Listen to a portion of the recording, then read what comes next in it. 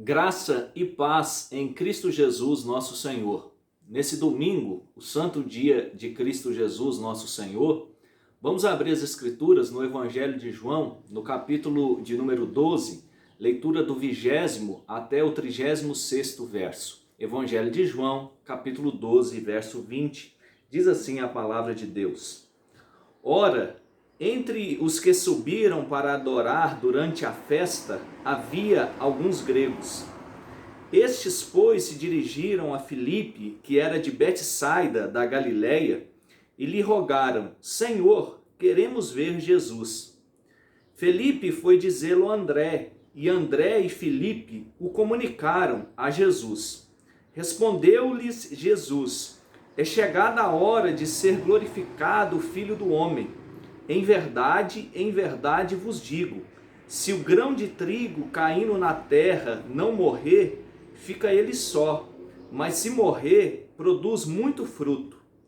Quem ama a sua vida, perde-a, mas aquele que odeia a sua vida neste mundo, preservá-la-á para a vida eterna. Se alguém me serve, siga-me, e onde eu estou, ali estará também o meu servo. E se alguém me servir, o Pai o honrará. Agora está angustiada a minha alma. E que direi eu? Pai, salva-me desta hora? Mas precisamente com esse propósito vim para esta hora. Pai, glorifica o teu nome. Então veio uma voz do céu. Eu já o glorifiquei e ainda o glorificarei. A multidão, pois, que ali estava, tendo ouvido a voz, dizia ter havido um trovão. Outros diziam, foi um anjo que lhe falou. Então explicou Jesus, não foi por mim que veio esta voz, e sim por vossa causa. Chegou o momento de ser julgado este mundo, e agora o seu príncipe será expulso. E eu, quando for levantado da terra, atrairei todos a mim mesmo. Isto dizia, significando de que gênero de morte estava para morrer.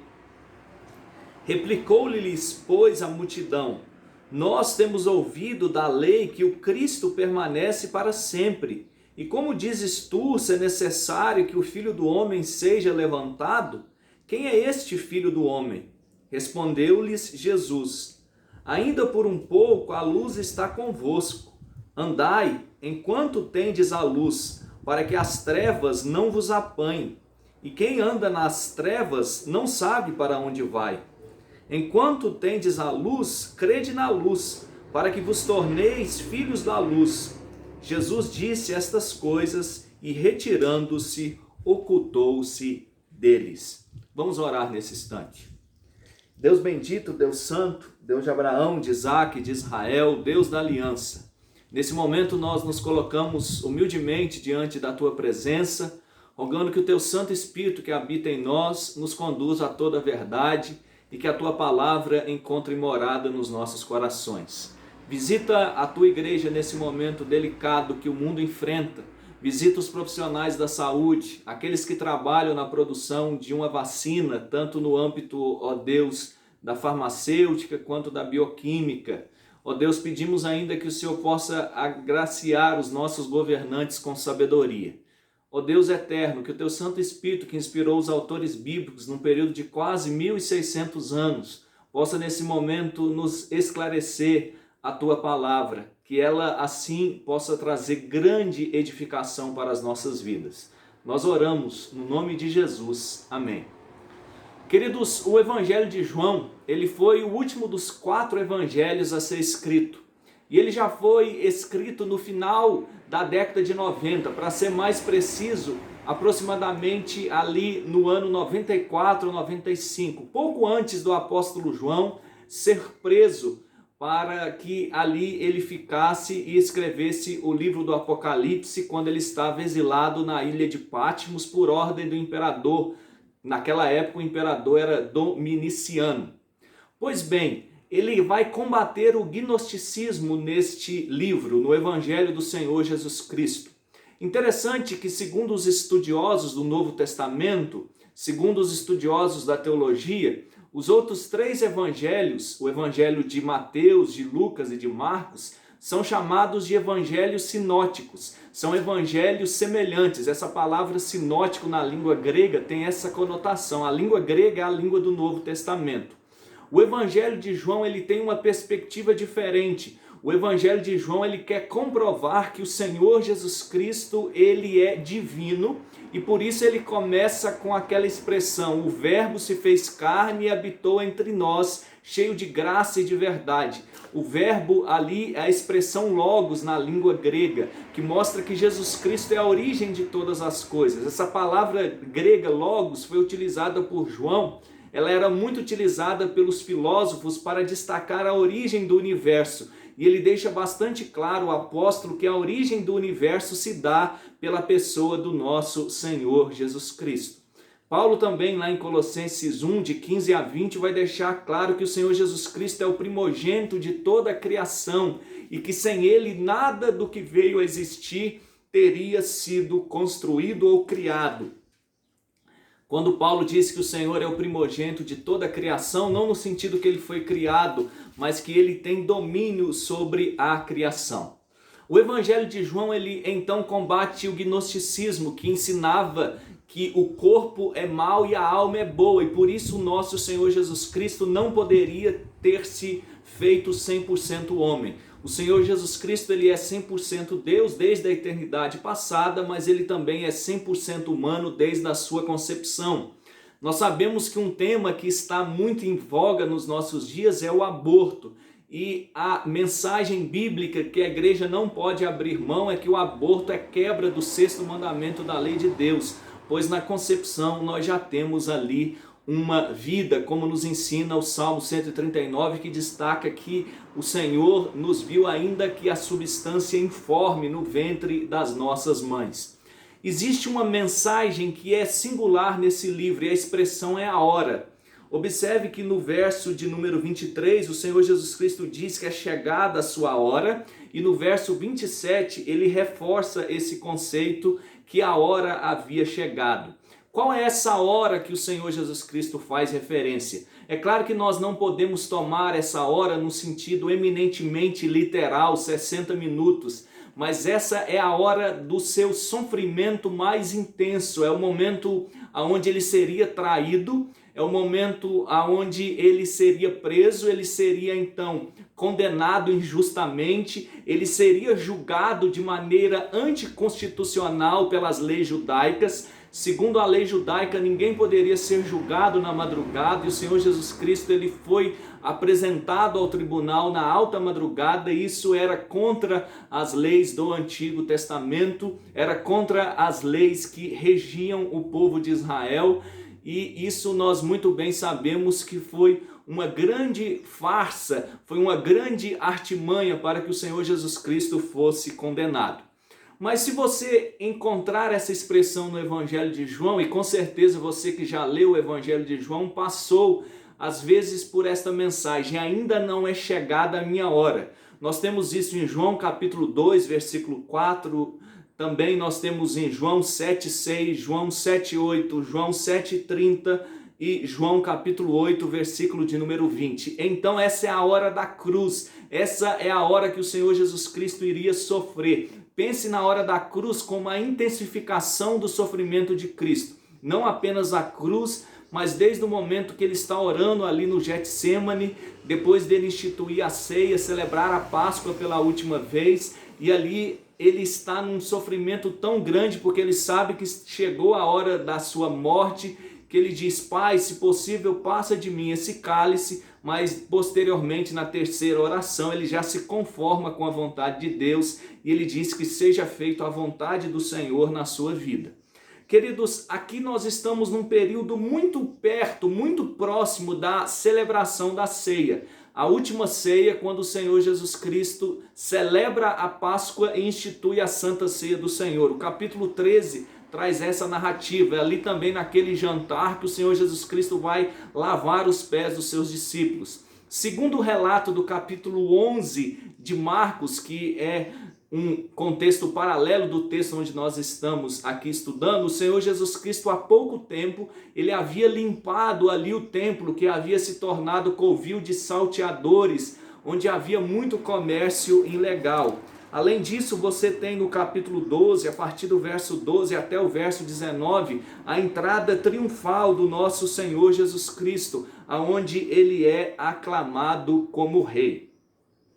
O Senhor Jesus Cristo tem apenas uma semana, ele entra em Jerusalém, ele é aclamado como rei numa sexta-feira, e 7 dias após, em outra sexta-feira, ele está sendo condenado. Aí nós vemos como os judeus, eles na sua grande maioria não conseguiam reconhecer quem era o Senhor Jesus Cristo. Pois bem, depois do Senhor limpar ali o templo, retirar os cambistas, então alguns gregos desejam ver Jesus. Observe o que diz o verso 20, já chegando no contexto da nossa passagem. Ora, entre os que subiram para adorar durante a festa, havia alguns gregos. Segundo os melhores comentaristas, como William Hendricks, como João Calvino, como F.F. Bruce, eles vão destacar que provavelmente esses gregos eram prosélitos, esses gregos eles eram judeus que habitavam em alguma região da Grécia. Eles eram de nascimento sim gregos, eles falavam a língua grega, mas eles tinham ascendência familiar judaica. E nós sabemos que muitos povos vinham para adorar a Deus. Por exemplo, no dia do Pentecostes, ali quando nós temos a descida do Espírito Santo sobre a igreja, depois da celebração da festa da Páscoa, você sabe que nós temos 50 dias e aí havia a festa do Pentecostes. Mas quando o apóstolo Pedro, e não só o apóstolo Pedro pregava, mas também pregava ali os demais apóstolos, cada um daqueles povos, daquela multidão, ouvia a pregação na sua própria língua materna. E ali haviam 16 povos. Então provavelmente aqui nós temos pessoas que nasceram na Grécia, mas que tinham o sangue de Abraão, porque o texto diz que eles vieram para adorar. O gentio não tinha esse desejo de adorar. É claro que esses gregos aqui, eles não poderiam adentrar até o local aonde os judeus se juntavam. Eles ficavam no chamado pátio exterior, ou também chamado pátio do gentio. Se algum gentio adentrasse na localização judaica, eles eram mortos, a pena capital era o castigo. O verso 21 diz: estes gregos, se dirigiram a Filipe, que era de Betsaida, da Galileia, e eles queriam ver Jesus. Eles rogam a Filipe, o apóstolo, que assim os assista. Não confundir com o evangelista, com o diácono Filipe, ali de Atos 6 e Atos 8. Aqui nós estamos falando do apóstolo do Senhor Jesus Cristo. Se você ler capítulo 1, verso 44, capítulo 6, verso 1, você vai ver que essa região da Galileia, ou do lago da Galileia, era uma região onde as pessoas não falavam aramaico. A língua comum em Israel naqueles dias, desde a volta do cativeiro babilônico, o povo falava o aramaico. A língua hebraica se tornou uma língua já não conhecida do próprio povo de Israel, depois de 7 décadas no cativeiro. Então, Filipe, assim como também o seu irmão, eles falavam a língua grega, que era a língua comum daqueles dias e também era a língua oficial do Império Romano. E aí então os gregos vão até esse apóstolo do Senhor Jesus Cristo e dizem que queriam ter uma entrevista com Cristo. Verso 22 e 23, então Filipe vai chamar o seu irmão e o seu irmão juntamente com ele se dirigem a Cristo. Me permitam ler o verso 23. Respondeu-lhes Jesus: é chegada a hora de ser glorificado o Filho do Homem. Então aquela expressão hora, que muitas vezes eu já citei, aparece no livro, e essa hora quer comprovar que o Messias veio para morrer em prol dos eleitos de Deus. Queridos, o Evangelho de João ele apresenta 7 sinais, e esses 7 sinais querem comprovar justamente a humanidade e a divindade do nosso Senhor Jesus Cristo. Mas agora Cristo afirma categoricamente que a hora havia chegado, a hora do seu sofrimento mais intenso.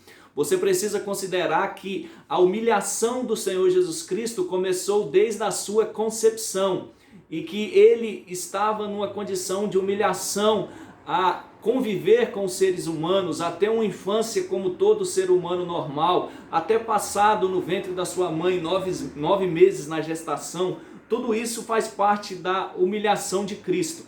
A humilhação de Cristo, ela vai até o momento que ele é sepultado, da concepção até a sua sepultura.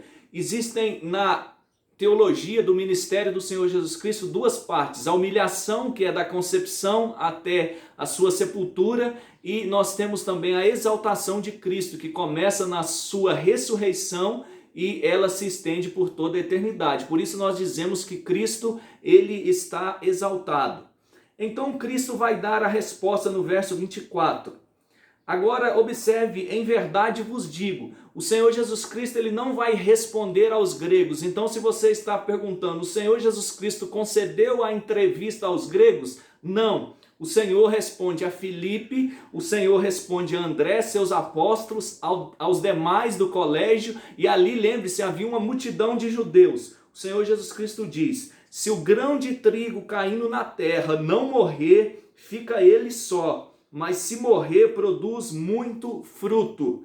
Observe que o Senhor Jesus Cristo, ele diz o seguinte, que é necessário que o grão de trigo morra. Você sabe que quando o grão de trigo ou qualquer outra semente é plantada, ela deixa de ser visivelmente vista, de ser contemplada, ela morre na terra, mas aí ela produz muito fruto. E o Senhor está fazendo essa metáfora, essa comparação em relação à sua própria vida. Ele diz, caindo na terra, fica ele só, mas então produz muito fruto. Essa é uma clara evidência que o Senhor faz dos 3 dias que ele fica ali, desde a sexta-feira até a madrugada de domingo, no sepulcro. O Senhor Jesus Cristo foi sepultado, mas depois ele vai produzir muito fruto. Queridos, o verso 25, a Escritura diz, quem ama a sua vida, perdê-la-á, mas aquele que odeia a sua vida neste mundo, preservá-la-á para a vida eterna.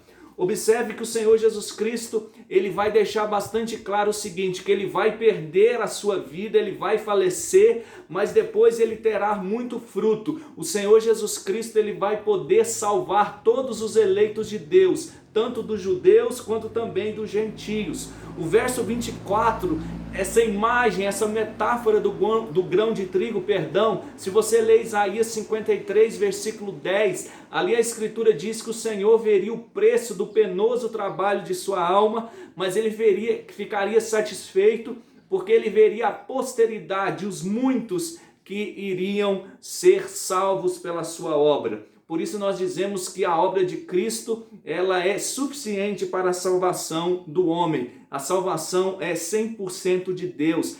A salvação é monergística, esse é o termo na língua original. No verso 26, o Senhor remete também assim ao serviço que nós precisamos prestar a Ele. Nós precisamos esquecer dos prazeres desta vida, encontrar o nosso contentamento em Deus.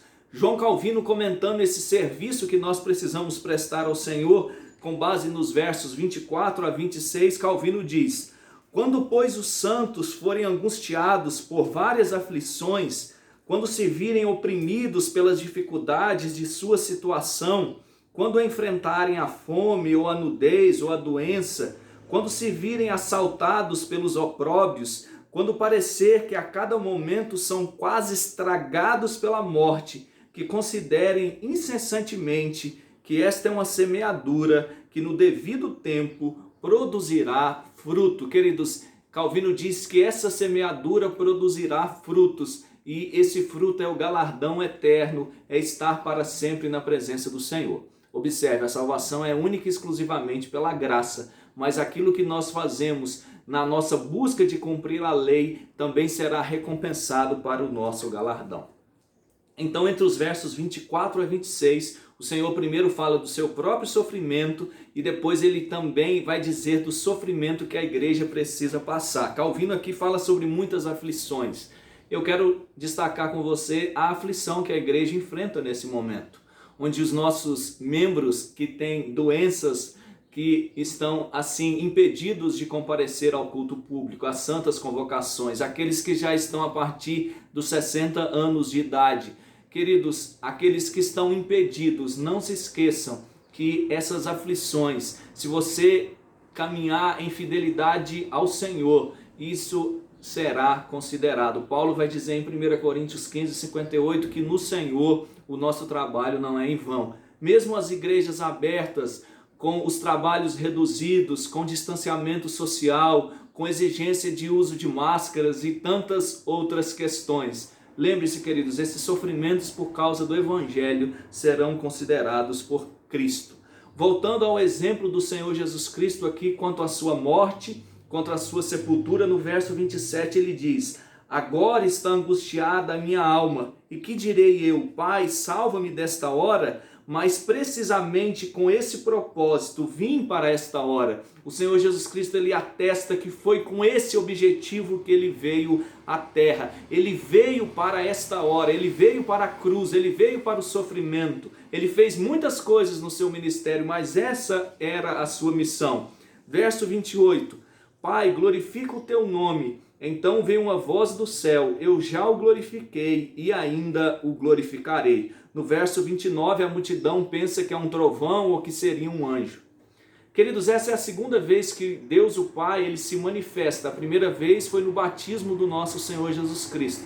Essas duas vezes ele se manifesta durante o ministério de Cristo. E agora se manifesta também nesse momento que Cristo diz que a sua alma está angustiada. O Senhor produz na pessoa de Cristo conforto. Mas então o Senhor Jesus Cristo diz no verso 30 que não foi para produzir consolo para ele, mas foi para aquela multidão, para aquele povo, para mim e para você, estudante das Escrituras, cristão no Senhor, que a voz veio. Então o verso 31, chegou o momento de ser julgado este mundo, e agora o seu príncipe será expulso. Cristo diz, chegou o momento de ser julgado o príncipe deste mundo. Aqui ele está citando justamente a pessoa de Satanás. Se você ler Apocalipse capítulo 12, versos 7 a 12, após a ressurreição do nosso Senhor Jesus Cristo, começa então o período de exaltação de Cristo, como eu já disse. Então nós temos na ascensão do nosso Senhor Jesus Cristo esse momento máximo, contumaz, da glorificação do nosso Senhor Jesus Cristo, da exaltação do nosso Senhor Jesus Cristo. Então, quando Cristo ele chega ao céu, imediatamente quando ele é coroado como Rei dos Reis e Senhor dos Senhores, por isso ele diz em Apocalipse que a ele pertence toda a honra, todo o louvor e todo o governo, segundo Apocalipse 5:7, ele recebeu o livro da mão direita daquele que está sentado no trono, e esse livro representa a autoridade. Satanás e todos os demônios foram expulsos da presença de Deus. Até aqueles momentos, eles ainda podiam se apresentar diante do Senhor, como nós vemos lá no caso da abertura do livro de Jó. Desde o momento então que Cristo foi assunto ao céu, Satanás foi expulso, e Paulo vai dizer em Romanos, no capítulo 8, quem tentará acusação contra os eleitos de Deus, se é Deus quem nos justifica? Por isso então, o verso de número 30, Jesus explica que aquela voz veio por mim e por você. A voz do próprio Pai. Mas quando Satanás é expulso do céu, diz a Escritura que ele veio à terra e ele está cheio de cólera, sabendo que pouco tempo lhe resta. Queridos, pouco tempo resta a Satanás, mas ele não pode impedir o avanço da igreja. Então, queridos, do verso de número 32 até o verso 36, o Senhor exorta que é necessário que o Filho do Homem passe por esse sofrimento. Você vai perceber no verso 34 que a multidão ainda tinha uma visão equivocada sobre a pessoa do Messias, como se ele não pudesse sofrer. Mas o verso 35, Jesus Cristo diz que a luz ainda estava com eles e que eles deveriam andar na luz. O Senhor é a própria luz. E a minha pergunta é, será que nós temos andado em luz, mesmo em dias delicados de pandemia? Queridos, nós andamos na luz, cumprindo os mandamentos de Deus e vivendo uma vida em santidade.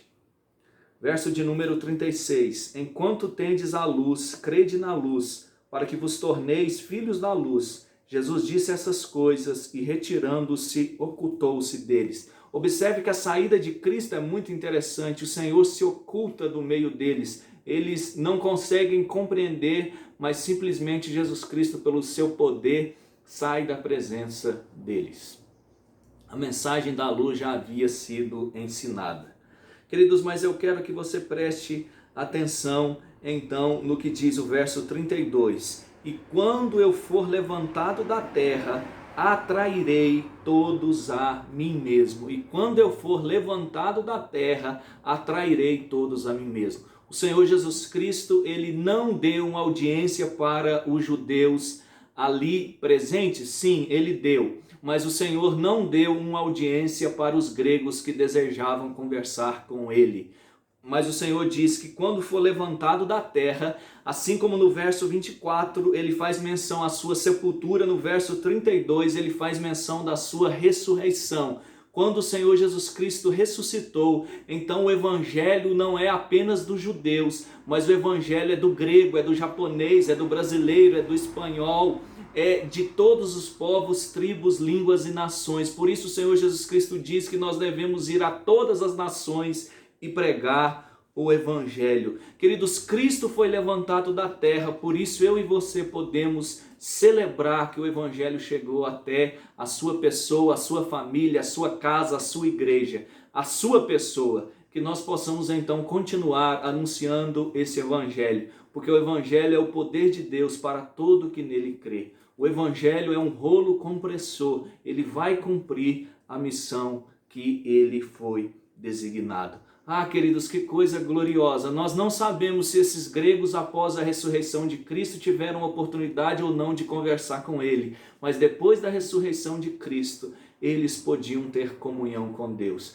Por isso Hebreus vai dizer que na realidade hoje nós temos livre acesso à presença do Senhor. Por isso o véu do templo se rasgou de alto a baixo, não existe mais separação, nem para os judeus, nem para os gentios. O Cristo exaltado atrai todos para si mesmo. Queridos, então nesse momento que você se lembre dessa oportunidade que é se apresentar diante de Deus e continue vivendo em santidade, vivendo o conforto do Espírito Santo e vivendo na condição de se relacionar com o Pai por meio de Cristo exaltado. Vamos orar e pedir que Ele aplique a Tua palavra em nossos corações. Deus bendito, Deus santo, louvamos ao Senhor por essa oportunidade. Ó Deus, por meio de Cristo, todas as nações têm acesso ao Evangelho. Te pedimos que o Senhor guarde o Teu povo nesse momento difícil.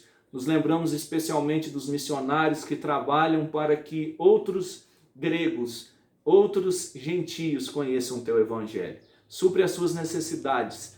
Guarda assim também a nossa vida nesse período de pandemia, mas nos ajude todos a sermos missionários e que possamos produzir frutos para a glória do Teu nome. Nós produzimos frutos pregando o Evangelho. No que diz respeito à regeneração, isso é obra do Espírito Santo e nós nos submetemos em humildade. Guarda os nossos irmãos que ainda não podem congregar, mas que eles se lembrem que mesmo não estando na igreja, eles podem congregar por meio do culto doméstico, eles podem buscar a presença do Senhor, porque o véu do templo se rasgou e nós temos livre acesso ao Senhor por meio de Cristo. No nome dele, o nosso Cristo exaltado, que oramos, para a glória dele. Amém. E agora, irmãos, que a graça do nosso Senhor e Salvador Jesus Cristo, o amor de Deus, o nosso Pai, e que as sempre ricas e fraternais consolações do Santo Espírito de Deus estejam sobre a sua vida, sobre sua família e sobre todo Israel de Deus, hoje e para todo o sempre. Amém.